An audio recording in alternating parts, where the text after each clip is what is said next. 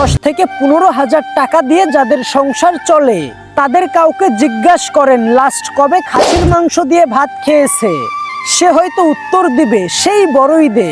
এরপরে জিজ্ঞাসা করেন আপনার এলাকাতে ফলের দোকান কোন দিকে, সে আমতা আমতা করবে, কারণ সে ফলের দোকানে যাবার রাস্তা ভুলে গেছে অনেক আগে।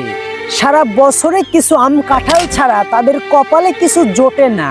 লিচু দোকানের পাশ দিয়ে তারা মাথা নিচু করে হেঁটে যায়।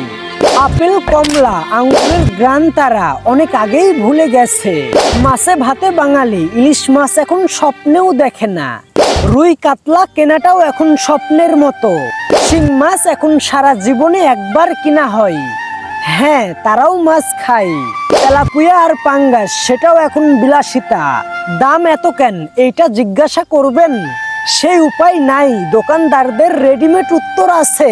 তারা বলবে বেতন বেড়েছে, বেতন ডবল হয়েছে, অথচ বেতন বেড়েছে শুধুমাত্র 4% মানুষের। সরকারি চাকরিজীবীদের বেতন যখন ডবল করা হয়, তার আগের সপ্তাহে খাসির মাংস ছিল 650 টাকা কেজি। বেতন ডবলের পরে ঘোষণা হলো 700, আর এখন কিনতে হয় 800 টাকা কেজি।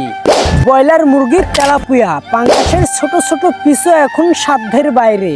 তারা বলে দেশ 2 দিন পরে মালয়েশিয়া হবে, তারপরে সিঙ্গাপুর, দুবাই এইসব হবে। এইভাবে চলতে থাকলে আমাদের চোখের সামনেই দেশটা একদিন সোমালিয়া হয়ে যাবে। চালের দাম আমার সাধ্যের মধ্যে এনে দেন। সপ্তাহে একদিন অন্তত ভালো মন্দ খাওয়ার ব্যবস্থা করে দেন। ফলের দোকানে যাবার রাস্তাটাই আমাকে একটু এগিয়ে দেন। ভরসা অটোমেটিক চলে আসবে, কোনো ফেম পোস্টাল লাগবে না। 50 থেকে 60 টাকা কেজির মোটা চালের ভাত খেয়ে ভরসাটা ঠিক মতো আসে না।